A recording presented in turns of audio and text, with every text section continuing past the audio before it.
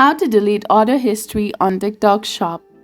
Hello everyone, welcome back to our channel. So today in this video, we are going to talk about deleting your order history on TikTok Shop. First of all, you need to go ahead and open your TikTok application and make sure that it is updated to its latest version available.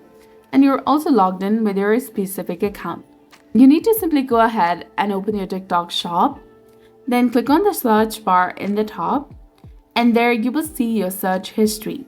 You can delete items individually by tapping the X next to each one and then tap on clear all to delete your entire search history.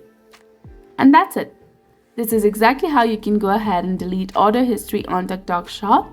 As the TikTok Shop is not available in my region, I cannot show you the exact same steps, but you can follow the things that I have explained in this video.